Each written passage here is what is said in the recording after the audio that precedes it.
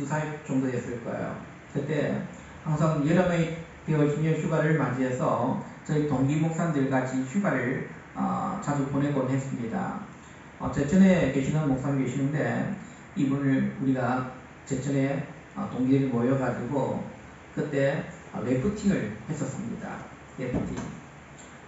래프팅 유명한 이 강에 가가지고 이제 아이들 뭐 4살, 2살 저는 할 수 있을지 몰랐는데 할 수 있다고 하더라고요. 그래서 아이를 태워가지고 래프팅 목사님들하고 같이 배를 2개 빌려서 래프팅을 했던 적이 있습니다. 이 래프팅의 묘미가 뭡니까? 잔잔한 물가가 있으면 래프팅이 재밌을까요? 재미없을 거예요. 이 강을 거슬러 내려오면서 곳곳에 바위가 있습니다. 돌이 있습니다. 그러면 그 바위와 돌을 피해가면서, 그리고 어떤 데는 굴곡이 심하고, 그리고 어떤 데는 해오리처럼 물살이 센 그런 곳을 지날 때에 어찌 보면은 스릴을 느끼면서 물을 내려오게 됩니다. 우리 인생도 한마디로 래프팅과 같은 것 같아요. 우리 인생의 길이 그냥 조용한 강물을 내려오는 것 같습니까? 아니죠. 곳곳에 온 장애가 많습니다. 어떤 데는 건강이란 이 돌이 서 있기도 하고요. 어떤 데는 자녀라는 이 돌의 문제가 부딪히기도 하고요. 그렇지만은 이 돌을 잘 저어가면은 그 바위를 피해 갈 때마다 좀 힘들지만은 그러나 스릴을 느끼면서 인생의 물살을 우리가 탈 수가 있는 겁니다. 우리가 계속적으로 10계명의 말씀을 보면서 마지막 이제 10번째 계명까지 왔습니다. 여러분들 오늘 탐욕,贪심에 대한 말씀을 우리에게 전해주고 있는데 부와 가난에 대한 이 성경의 초점은 무엇일까요? 그것은 우리가 부를 많이 가진 것을 통해서 죄라고 말씀하지 않습니다. 성경에서 이 부와 이 가난에 대한 이 초점은 하나님께서 주신 것에 대해서 만족하느냐는 겁니다. 만족하고 있느냐. 부는 우리의 필요를 채워주지만 너무 그것에 집착하게 되어지면 그것은 독이 되어집니다. 부는 우리에게 행복을 약속하지만은 한마디로 또 다른 의미에서 우리를 공허하게 만들기도 합니다. 또한 부는 만족을 약속하지만은 그러나 부는 잘못하면 우리에게 욕심을 계속 만들어 가게 된다는 거죠.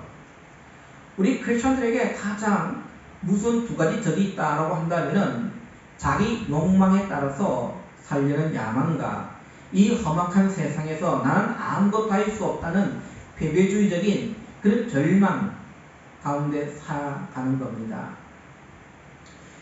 10계명에서는 우리에게 먼저 행동으로 옮겨지지 아니했지만은 마음속으로 탄심, 욕심을 갖는 것만으로도 죄라 말씀하고 있습니다. 만약 우리가 마음속에 탄심마저 없다면 과연 이 세상에 어려운 여건을 뚫고 성공할 수가 있겠습니까? 요즘에 우리 2030 세대들 많이 분노의 목소리를 내고 있습니다. 왜일까요? 높은 실업률, 그리고 빈부의 격차, 심각한 청년 실업률, 그리고 상점일처럼 쌓이는 그러한 부채나 아니면 채무 같은 거, 그리고 천정부지로 치솟는 인플레이션, 그리고 아무리 내가 노력하고 돈을 모아도 집 한 채 살 수 없는 그런 부동산의 거품들 등등이 우리 2030 세대들의 분노의 목소리이지 않습니까?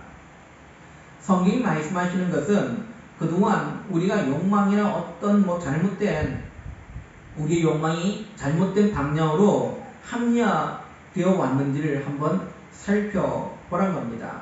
욕망이란 것은 하나님께서 우리에게 주셨을까요? 주지 않았을까요? 우리에게 주신 마음입니다. 마음속에 욕망은 원래 추악하고 더러운 것이 아니라요. 아주 아름다운 좋은 욕망을 우리에게 주셨습니다. 하나님께서 에덴 동산을 창조하시고 인간들에게 그것을 어떻게 했습니까? 다스리고 통치하셨거든요. 그러면 통치하고 다스리고 가꾸기 위해서 뭐 어떤 마음을 가져야 합니까? 야, 내가 오늘 열심히 나가서 일을 해야지. 이런 좋은 욕망이 일어나야 되는 거예요. 그런 욕망이 없으면 우리는 나태해질 수밖에 없고 게으를 수밖에 없다는 거죠. 하나님 우리에게 애초에 좋은 욕망을 주셨습니다. 그 아름다운 욕망을 주셨는데 인간이 죄를 지어서 타락함을 통해서 그 욕망이 이제는 이기적이고 악한 것으로 바뀌어버렸다는 겁니다. 내 이웃을 탐하지 말라. 내 이웃의 집을 탐하지 말라. 오늘 이 말씀은 우리에게 너의 이웃도 행복할 자격이 있는 사람임을 기억하는 겁니다. 인정하라는 거죠. 사람의 욕심의 가장 악한 것이 이미 자기에게 많이 있음에도 불구하고 그것에 대해서 만족하지 않는다는 겁니다. 만족하지 않는다. 그리고는 자기에게 딱 하나 없는 것, 그것 때문에 인간은 고통스러워하는 거예요. 그게 욕망인 거예요. 그걸 꼭 가져야겠다는 겁니다. 꼭 가져야겠다. 제가 여러분들에게 한번 묻고자 합니다. 여러분들 몇는 부자입니까? 아니, 여러분들은 전 세계적으로 평균적인 중산층에 속합니까? 여러분들 생각은 어떻습니까? 뭐 내가 중산층인가? 내가 잘 사는 사람인가? 생각하면 한번 제가 여러분들에게 질문을 던져볼게요. 우리가 정말 평균적인가? 여기에 우리가 적어도 예라 라고 답을 한다면 우리는 부자인 겁니다. 내가 오늘 당장 예배를 드리고 나서 집에 돌아갔을 때 갈아입을 옷이 한 벌 이상 있다. 그리고 매일 한 끼 이상의 식사를 하고 있다.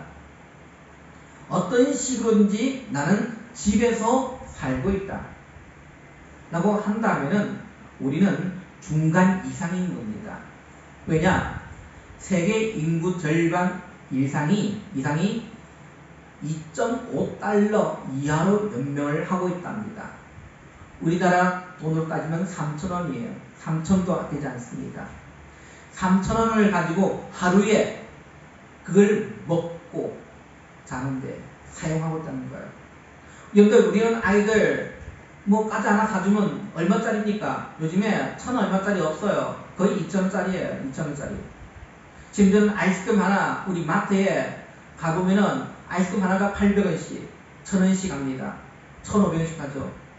그런 걸 아이들에게 그냥 막 사줍니다. 우리는 하루에 3,000원 가지고 하루를 살아라 라고 한다면 정말 우리가 제대로 살 수 있겠습니까?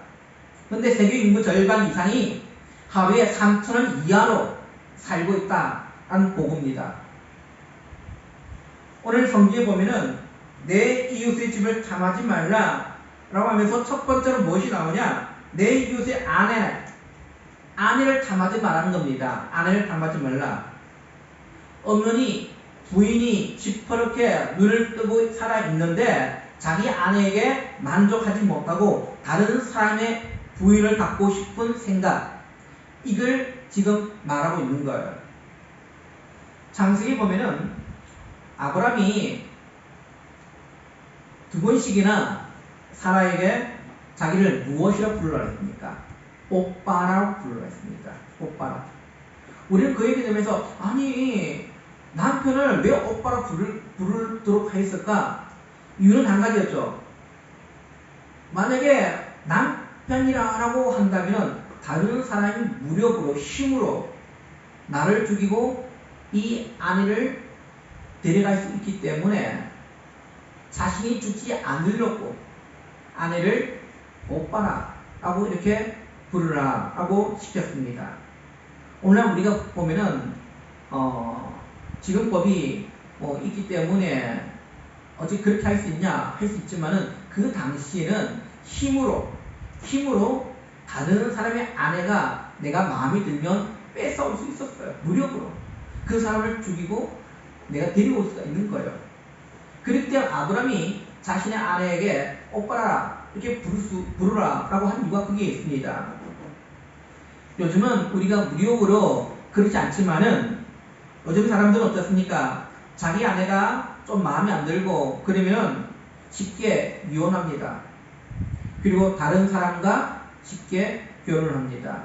이혼하고 나서 얼마 되지 않아서 재혼하고 또 마음에 안 들면 또 이혼하고 우리 미국의 유명한 스타들 보면은 뭐 결혼을 한 두세 번 정도 한 것은 크게 흠이 되지 않습니다. 아니 미국의 대통령도 결혼을 3번씩이나 했잖아요. 이게 우리 사회에 자꾸 이제 스며들고 있다는 겁니다. 내가 살고 있는 아내가 마음에 안 들면 쉽게 이혼하고 다른 사람, 아니 다른 남자의 사람의 아내라도 좋으면 그 사람과 결혼해버립니다. 성경에서는 결혼이란 이 존재는요, 자기의 욕망을 한평생 십자가에 못 박는 일입니다. 그래야 한결같이 아내나 남편을 사랑할 수가 있는 거죠. 그냥 자기의 욕망이 이끄는 대로 살게 되어진다면 아마 이혼은 아니 1년을 살다가 마음에 안 들면 이혼하고 또 1년 살다가 마음에 안 들면 또 계약식으로 이혼하고 이런 일들이 얼마나 우리 사회에 벌어질 수가 있겠습니까?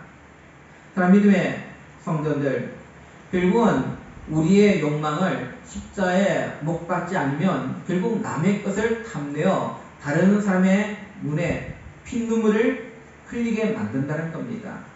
내가 뼈서 없게 되어지면 그 당사자는 어떻게 되겠습니까? 눈물을 흘리겠죠. 고통이 있겠죠. 그렇기 때문에 우리는 나에게 주신 것에 대해서 만족할 줄 알아야 합니다. 나에게 주신 것에서. 하나님께서 나에게 짝 주신 아내나 남편은 오늘 하나님의 그 계획하신 가운데 주신 거예요. 우리는 거기에 대해서 감사할 줄 알고 그리고 하나님 앞에 우리가 자족할 줄 아는 그런 믿음들이 우리에게 또한 있어야 될 줄로 믿습니다. 탐욕의 문제를 해결할 수 있는 방법은 먼저 자신을 돌아보는 겁니다. 사람에게서 단물만 다 빼먹고 나중에 쓸모없다고 생각나면 내팽개치는 것은 절대로 좋은 생각이 아닙니다. 예를 들면 이런 거예요. 어떤 사람이 다른 직장에서 열심히 일을 잘하는데 스카우트를 합니다. 스카우트 하는 경우가 많죠. 물론 대우가 좀 더 좋고 내가 내 적성에 맞고 또 내가 비전이 또 그런 곳에 있다고 한다면 쉽게 우리는 직장을 옮길 수가 있습니다. 근데 스카우트를 하면서 거의 뭐 뺏어오다시피 빼온다든지 아니면 그 상대 기업의 그 비밀을 빼놓게 한다든지 야 우리 회사 들어올 때 너 지금까지 연구했던 거 그 연구 자료들 다 가지고 나와. 그러면 너에게 월급을 연봉을 얼마 줄게. 이렇게 해서 뺏어오는 경우가 있습니다. 그러면 그렇게 스카우트 된 사람은 아마 그 회사에서 뭐 그에 대한 대우를 받을 수 있겠죠. 그러나 인재를 빼앗긴 회사는 어떻게 되겠습니까? 지금까지 돈을 들여가지고 연구했던 수많은 연구 자료들이 다 사라지는 거예요. 그리고 어떤 회사들은 그것으로 인해서 회사가 어려워져서 문을 닫는 경우도 봅니다. 이걸 우리가 교회를 한번 또 적용시켜 볼까요? 우리가 아무리 다른 교회 성도들이 가운데 지역에 유지가 있고 그리고 헌금을 많이 하는 그런 교인이 있다 해서 그 교인이 탐나서 그 교인을 빼놓으면 되겠습니까? 안 되는 거죠. 다 같은 거예요. 어떤 목회자의 입장에서도 그런 탐욕들이 오늘 일어날 수가 있는 거죠. 탐욕이. 다른 교회의 좋은 인재들.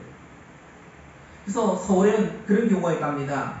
서울은 지방에서 올라오는 학생들이 많이 있잖아요.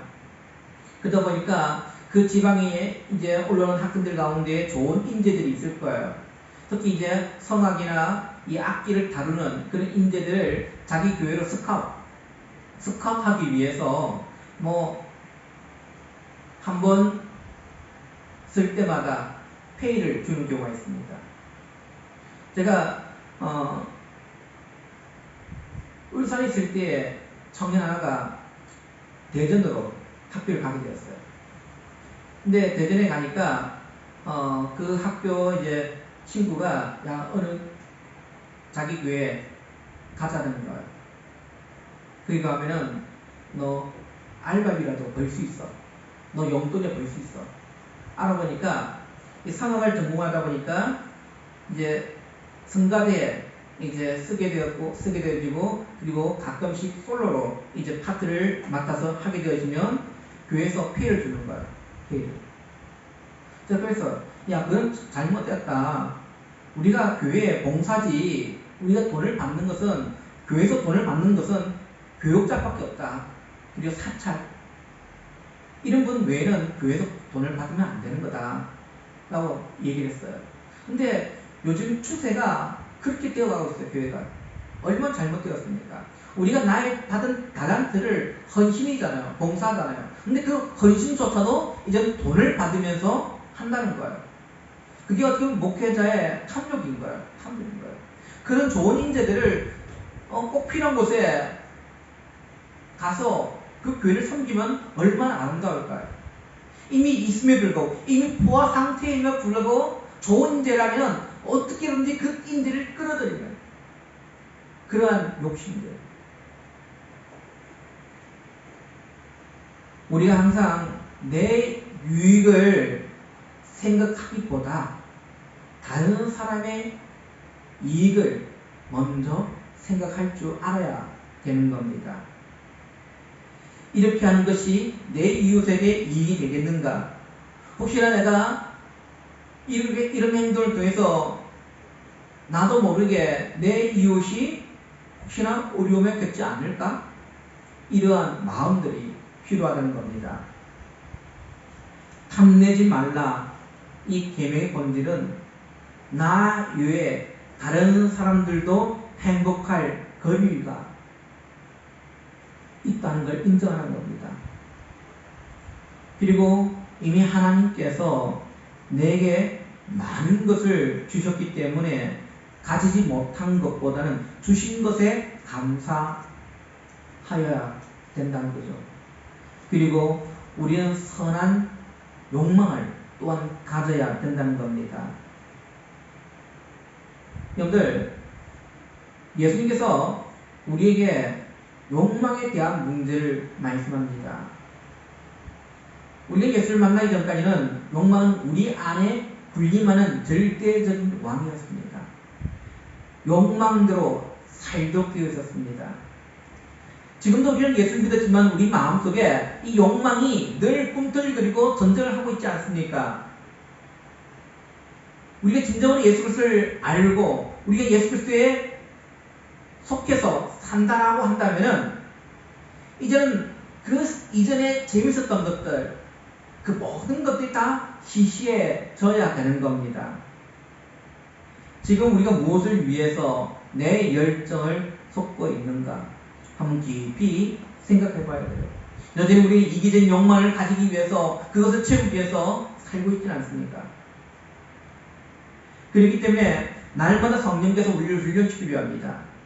늘 성령께서 내 욕망이 꿈틀리고 있을 때마다 그 욕망을 제어하고 무너뜨릴 수, 제거할 수 있도록 그렇게 우리 기도하고 또한 말씀에 비추어 우리의 삶을 날마다 조명해야 된다는 사실을 기억해야 돼요. 성령이 원하시는 대로 우리의 몸이 따라가도록 늘 복종시켜야 되는 겁니다. 절대로 우리의 욕망이 우리를 다스릴 수 없도록 만들어야 되는 거예요. 탐심을 행동으로 옮기지 않는다 해도 탐심 자체만 갖고 있어도 하나님의 은혜가 약해지게 됩니다. 왜요? 탐심은 무엇보다도 하나님께 대하여서 우리가 감사한 마음을 빼앗아버립니다. 감사의 마음을 빼앗아버려요. 우리는 많은 것을 소유함보다 하나님의 은혜가 우리에게 머물러 있게 하는 것이 더 중요한 겁니다. 그것이 지혜인 거죠. 많이 가지는 거 그게 중요한 게 아니에요. 내가 언제나 하나님의 은혜 가운데 살고 있느냐. 두 번째 뭡니까? 관심은 죄에 대해서 자꾸 둔하게 만듭니다. 이 관심은 사람의 눈에 색안경을 씌워버립니다. 그래서 자기의 욕심을 내는 것 외에는 아무것도 보지 못하게 만들어버려요. 세 번째는 관심은 존귀함을 빼앗아갑니다. 한번 죄에 빠지게 되면 그 순간부터 눈알 뽑힌 삼손이 되는 거예요. 모든 능력의 힘은 다 사라지고요. 빼앗기고요. 탐욕의 노예가 되어버리는 겁니다. 탐욕의 노예. 여러분들 우리는 늘 부족합니다. 항상 부족하죠. 그러나 관심은 우리의 진정한 궁핍을 보지 못하게 만들어요. 대신 덜 중요한 것을 우리의 마음을 자꾸 빼앗기게 만듭니다. 여러분들 하나님의 은혜가 중요합니까? 아니면 오늘 우리가 점심에 먹을 그러한 음식이 중요합니까? 관심이 내 속에 들어있으면 하나님의 은혜를 못 보게 합니다. 오히려 지금 당장 내가 채워야 될 그 욕망에 사로잡히게 만드는 거예요. 실제로 우리는 집에 보면은 많은 옷이 있어도요, 잘 입지도 않는 옷들이 너무도 많습니다. 아니, 신발장을 열어봐도 잘 신지도 않는 신발들이 수두룩합니다. 우리가 옷을 산다든지 이런 곳에 가가지고 신발이 있음에 불구하고 이 신발은 내가 집에 가지고 있는 신발과 좀 달라. 그래서 또 구매합니다. 옷도 마찬가지죠. 옷이 비슷한 옷이 있음에도 불구하고 또 옷을 삽니다. 제가 한 번씩 신박한 정기인가요? 이 풀을 한 번씩 볼 때가 있습니다. 여기 보면은 공통점이 있어요.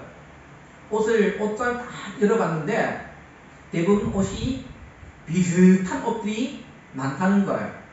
심지어는 어떤 연예인은 옷 종류가 컬러풀한 옷들이 아니라 흰색, 검은색 이렇게 컬러가 몇 개 안 돼요. 근데 뭐 흰 티 같은 거 거기서 그게 아닙니까? 근데 그 흰 티가 수십 장 있는 거예요.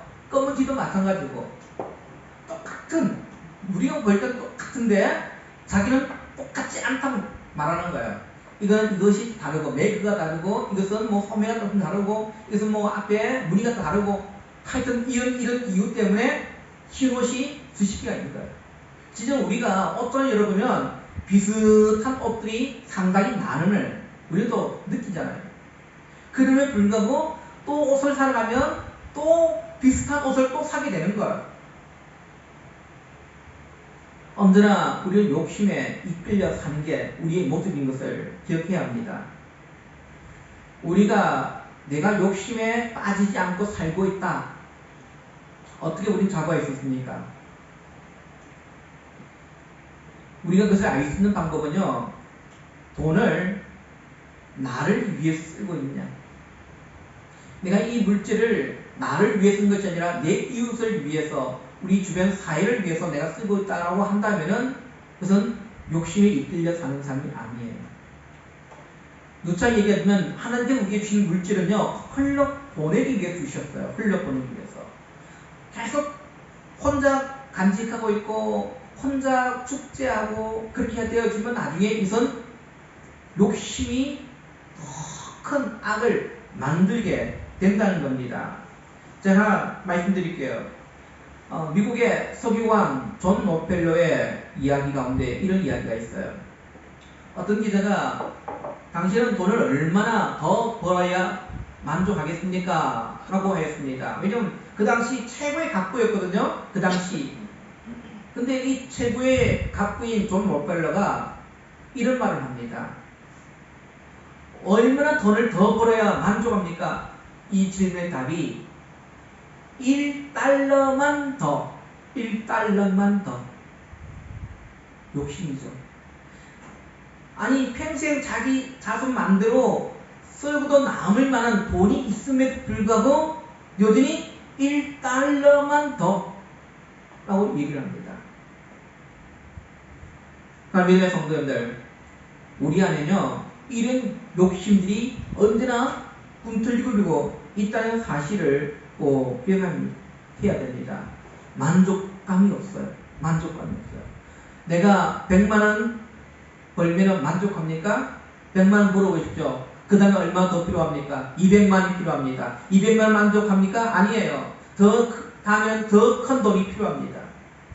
내가 100만원만 있으면 내가 한 달 동안 그냥 만족만 살겠다 하고 하지만은 그러나 그 돈이 막상 지어지면 더 큰 돈을 우리는 원합니다. 이게 욕심인 거예요. 욕심. 오늘 10계명의 말씀이 뭡니까? 욕심이에요. 욕심. 탐욕이에요. 내 마음에 이 탐욕을 품는 것 자체가 죄라는 겁니다. 죄라는 거예요.